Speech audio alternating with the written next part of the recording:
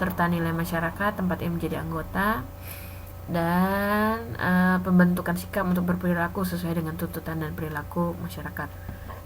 Nah, ini memang intinya adalah memang gimana ya seseorang, kita pribadi bisa mengenal, kemudian menghayati, beradaptasi dengan yang masyarakat ataupun kebudayaan di sekitar kita.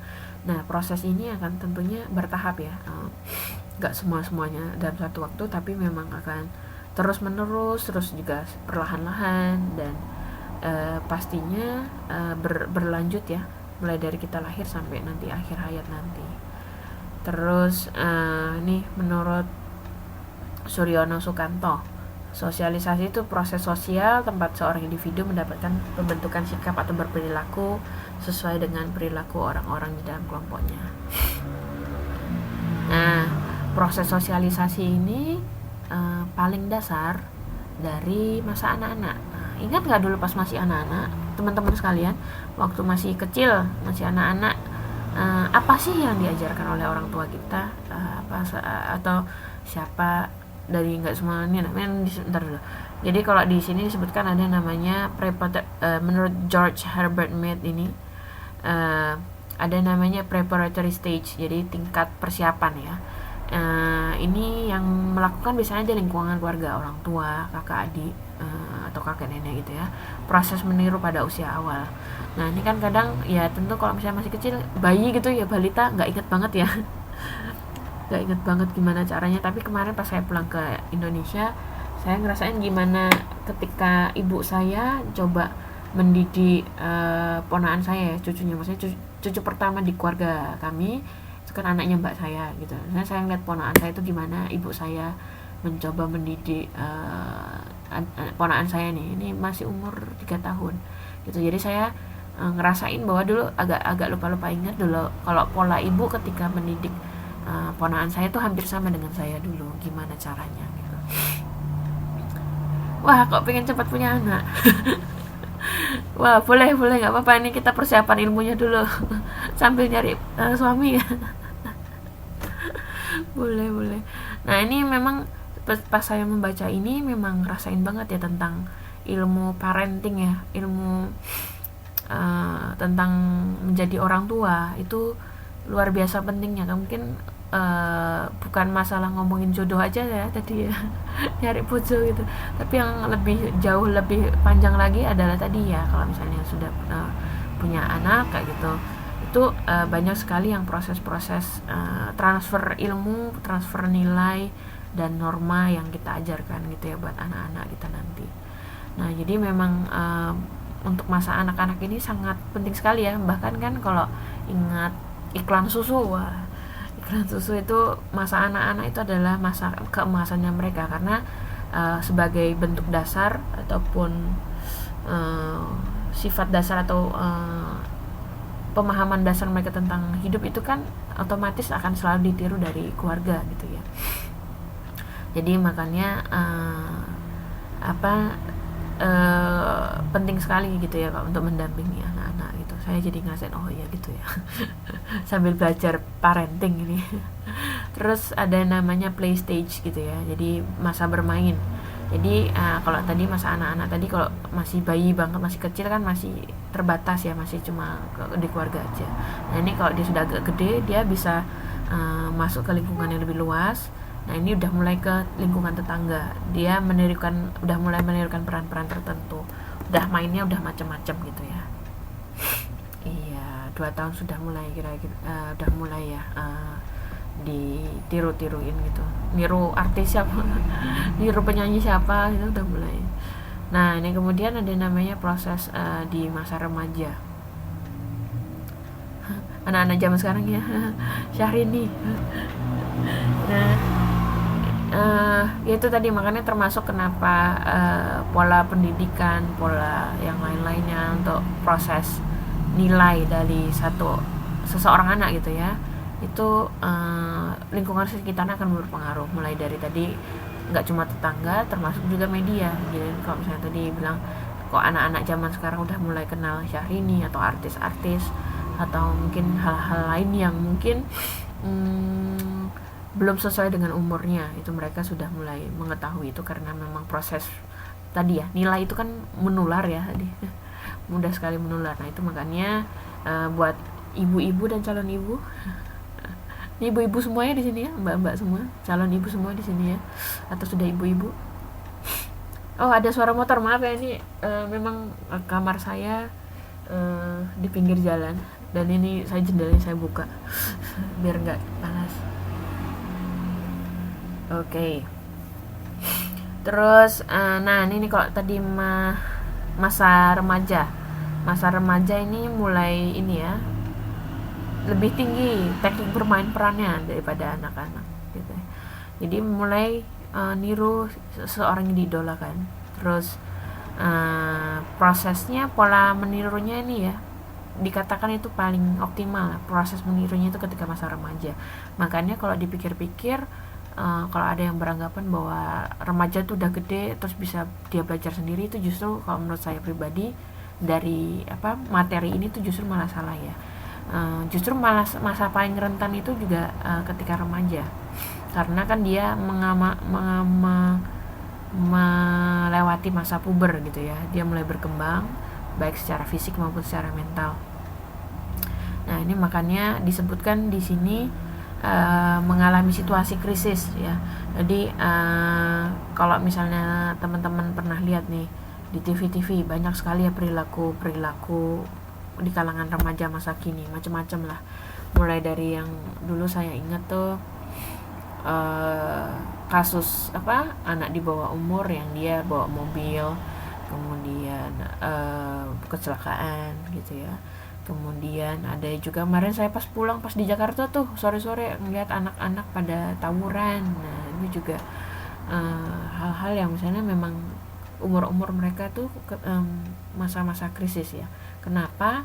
Jadi di sini dari modul disebutkan memang dari perspektif psikologinya mereka itu masa-masa remaja itu kan mereka ini ya kepribadiannya labil karena mereka masih mencari identitas diri gitu.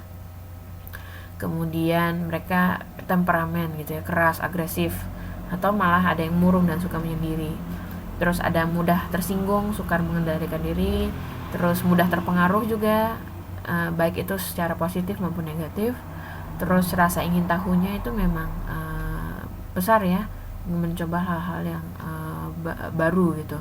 Nah makanya kalau saya coba lihat-lihat nih selama saya remaja dulu itu gimana sih saya gitu kan. Jadi mungkin saya tanyakan juga nih ke teman-teman dulu, kalau teman-teman pribadi ketika masa remajanya itu gimana sih. Terus bisa difikirkan kira-kira apa sih yang pengalaman di masa remaja yang itu membuat menjadi teman-teman seperti sekarang ini gitu. Nah saya pikir sih memang ini ya, memang luar biasa sekali ya. Saya pembentukan kepribadiannya itu mungkin karena saya lahirnya sebenarnya di Sumatera, tapi karena masa remaja saya lebih banyak dihabiskan selama di Jawa, jadi otomatis nilai-nilai adat istiadat Jawa itu yang lebih besar pengaruhnya kepada saya, karena memang masa-masa saya mencari identitas diri itu ya di kalangan masyarakat Jawa gitu. Dan itu yang kebawa, yang menurut saya pengaruhnya lebih besar ke saya sampai sekarang ini. Itu karena memang dulu masa remaja itu di Jawa gitu.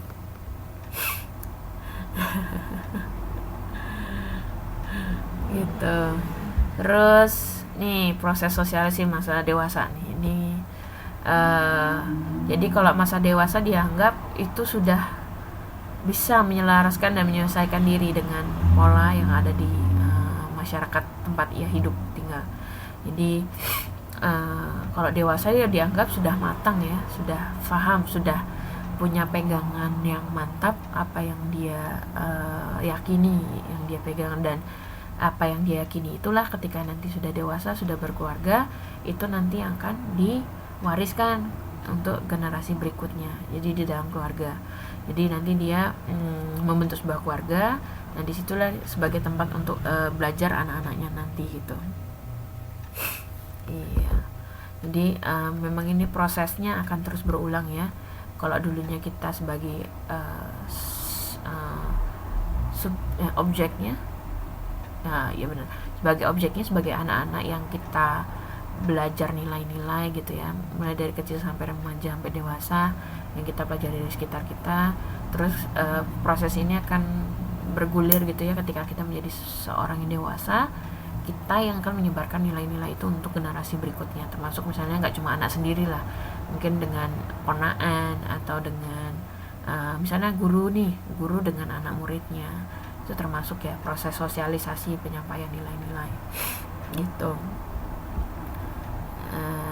Oke. Nah, mungkin kalau untuk materinya sih itu saja ya. Jadi teman-teman, karena waktunya sudah habis sebenarnya, jadi untuk malam ini sampai ke proses sosialisasi saja. Nanti yang minggu depan untuk bab 2 modul 2 tadi, untuk bagian kedua akan kita bahas lebih lanjut tentang kepribadian dan sebagainya gitu. Nah, jadi nih ya, saat masih kecil ingin segera dewasa, tapi saat dewasa ingin jadi anak-anak lagi. Ya benar. Jadi banyak hal ya pokoknya, kalau misalnya kita amati, kita renungkan, itu banyak sekali yang ya ini ya, secara nggak sadar mungkin teman-teman tadi ya, banyak yang pikiran-pikiran atau pertanyaan-pertanyaan yang muncul. Itu karena memang proses nilai dan norma sepanjang hidup ini gitu ya. Oke. Oh ya, PR ada, tenang saja Mbak Riz. Jadi kalau tadi di awal saya sebutkan untuk ujian semester ini untuk PR ya, tapi kalau untuk yang semester tadi saya batasi waktunya, minggu depan dikumpulkan. Kalau PR-nya karena kita belum selesai, tapi saya kasih tahu dari sekarang aja, siapa tahu ada yang rajin membaca dan menyicil dari awal. PR-nya itu dari modul 2 ya, silakan kerjakan soal di modul halaman 42 sampai 44 yang bagian pilihan ganda dan pertanyaan singkat gitu. Terus ini nanti dikirimkan ke Facebook saya atau ke email juga boleh ditulis tangan terus difoto terus kirim ke tempat saya boleh, atau diketik itu juga boleh, terserah. Jangan lupa kasih nama ya, nama dan nomor siswa gitu. Terus dikumpulkannya 2 minggu lagi, tanggal 16 April jam 9 malam paling lambat ya nih, paling lambat 16 April. Terus jadi ini PR-nya ada cukup lah waktu, saya coba hitung. Jadi minggu depan jangan lupa kumpulkan untuk PR yang bukan PR, untuk UTS gitu ya, ujian tengah semesternya yang esai. Kemudian untuk yang 2 minggu kemudian PR-nya dari modul. Yang awal PR-nya gimana? Oh ya, ketinggalan ya tadi ya. Ini sebentar saya kembali ke sana. PR-nya ya, saya kembali. Yang awal itu adalah ini bukan PR ya, tapi ujian tengah semester. Terus jadi buat esai ya tentang fenomena. Kalau kemarin di tugas yang pertama itu saya sudah minta ya, tapi itu masih sedikit. Ini tolong tulis yang lebih panjang, 2 halaman, halaman kertas A4 HVS gitu ya. Ya bikin karangan Mbak.